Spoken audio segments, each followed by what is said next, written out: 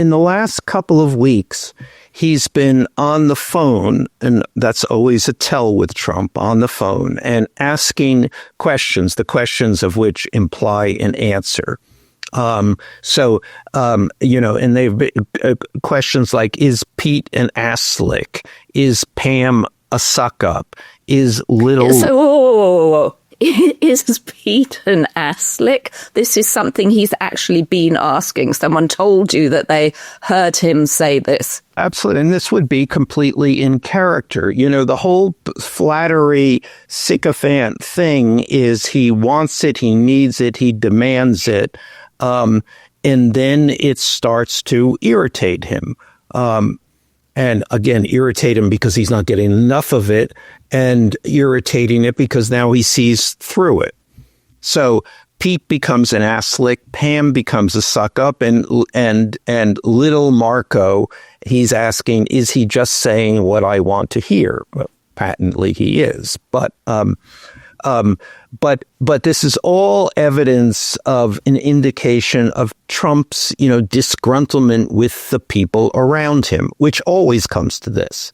And this is because they are incompetent, because Pam Bondi, They are clearly incompetent, but that's another problem, because it's not as if he wants competent people. I mean, he wants people who are going to lavish this kind of just abject flattery on him. But then the problem with this abject flattery is that it breaches its limits.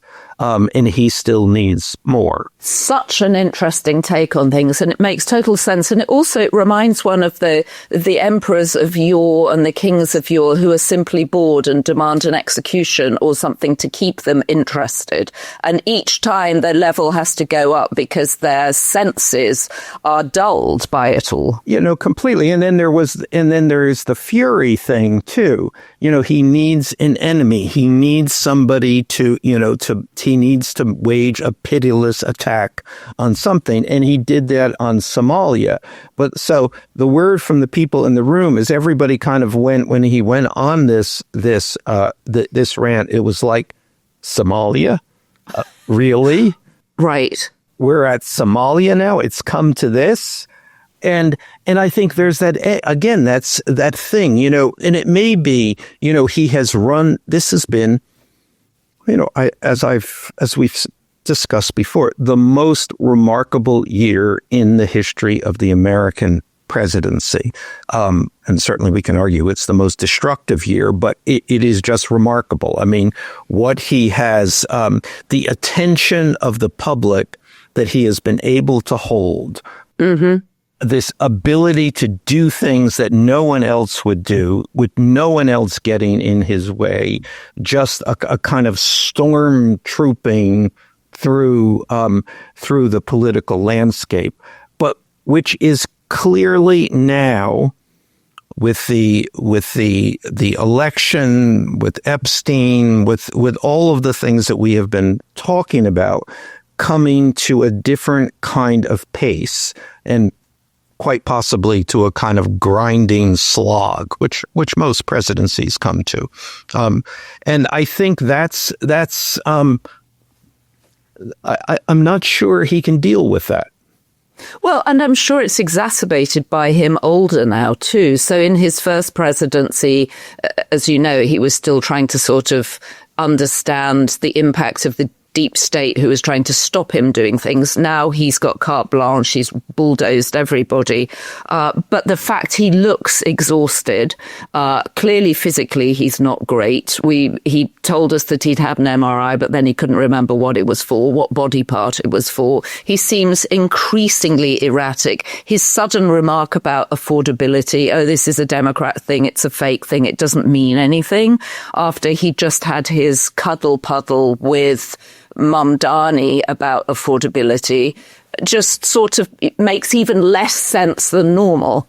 Again, people make the mistake of thinking of Trump as other presidents, that somehow he has his eye on the arc of history. Somehow, he sees how his agenda is playing out or not playing out.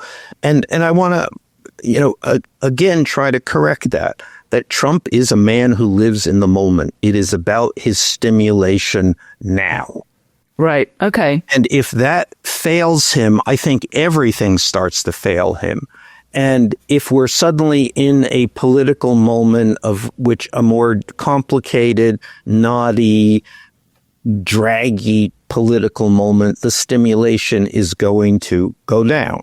And I'm not sure that he knows what to do with that, except his head droops and and then lists to the side because he is fundamentally bored, not only just old, which is something. Yes, I mean, I think that's that is certainly worth keeping tabs on. But this other thing about being bored, that it becomes kind of existential in its way. I'm not getting the stimulation that I require. So I think I just want to put a pin in that to think about if going forward we have Donald Trump who is not quite Donald Trump, who is not sustained by the flattery and the fury that he needs, who is kind of not present. Well, also Donald Trump bored as things get complicated. So the Russia situation is complicated. And of course, he's now trying to figure out what to do with Pete Hegseth. And is there anything more likely to send a shudder of despair through one than Pete Hegseth saying publicly, "We have your back"? Obviously, I'm talking about Admiral Bradley, who was in charge of operations in Venezuela and who now must just be rolling his eyes at the idea that Pete Hegseth is saying he didn't even stay in the room to witness the end of the operation. This is a man who parades around with all his American doll accessories, his pocket square, his stars and stripes that he wears absolutely everywhere. And yet, as defense of war, he cannot be bothered to stay in the room long enough to check the end of a very short operation. Well, yeah, I mean, I suspect that's actually not true. I mean, I suspect that Pete Hegseth is pedaling as fast as he can on this. And what is the excuse for picking off these poor men who are clinging to boat wreckage? Well, I wasn't there. I didn't see it. The fog of war. The fog of war. We're not at war. We are not at war. Yeah, totally. But I think I think the gut thing, what seems more likely than not is that he did this. He enjoyed these men being picked off and now is lying about it. Michael, can we back up a minute here? Because this story first appeared in the Washington Post, which I don't want to over prop them here, but people had sort of written off the Washington Post because Jeff Bezos had dismantled the opinion pages and said they should stick to ideas about the free market. And we know he's been, he was front and center at the inauguration, and the Washington Post appeared to have been somewhat defenestrated. Is that of any significance here? It's probably not significant to the Washington Post. The Washington Post is has become something else. But sometimes these stories are too good not to tell.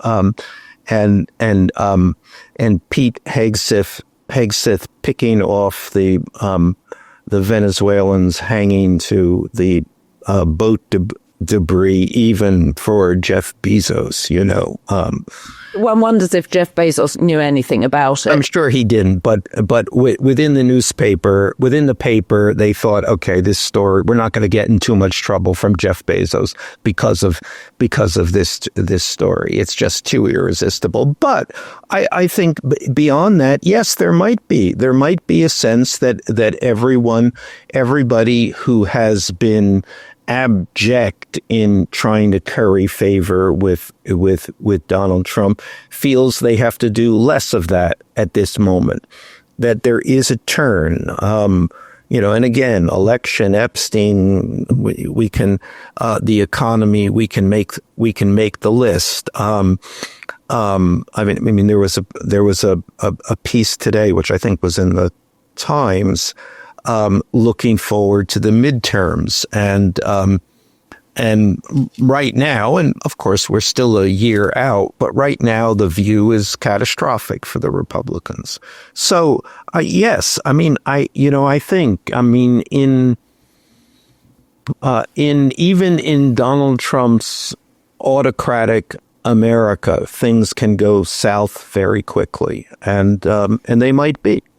Well, and Republican senators are coming out now expressing extreme concern over Pete Hegseth's behavior. And there is something ironic about Trump obviously choosing him. And let's not forget, he was a co-host on a Saturday morning show on Fox News, having run two veteran agencies basically into the ground, having had all sorts of issues with alcohol, having had all sorts of issues with women, and him only being confirmed by J.D. Vance. It was J.D. Vance's vote that got Pete Hegseth the confirmation. Of course, and it's not just, I mean, there is this thing. So everybody, the Senate Republicans approved virtually all of Trump's cabinet choices, at this full well knowing that in the bulk of the instances,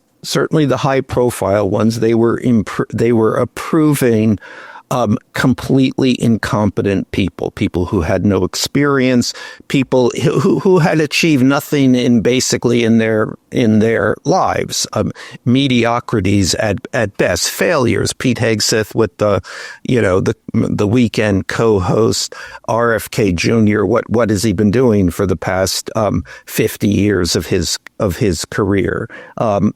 Effectively nothing. Pam Bondi, a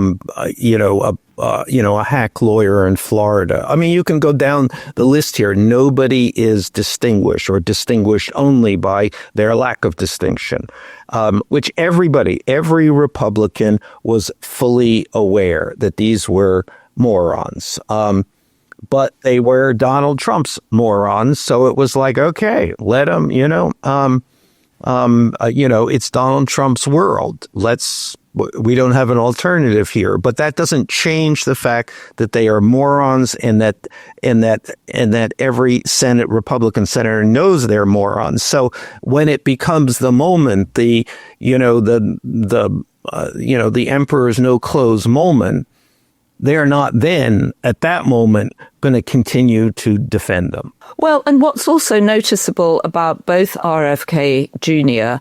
and Pete Hegseth is when they were going through the confirmation process, both of them had members of their family. Pete Hegseth's mother had written a letter to him, which got leaked, I think, from one of his former sister-in-laws, saying you are an abuser of women. It was a letter no mother would ever want to write to her son, and no son would ever want to receive. And of course it got leaked and she had to apologize. But it was a devastating letter. And then similarly with RFK, the video of Caroline Kennedy coming out and saying this man is a dark man. He's got his cousins addicted to drugs. Entirely. But we don't even have to go there. All of that is just piled on. And the fact that that these guys were confirmed by the Senate with that creates this strange moment in which when everything comes apart, every senator who confirmed them has to actually go in the opposite direction. And that's what we're going to start to see now, because in each instance, we have an example of somebody who abjectly does not know what they are doing.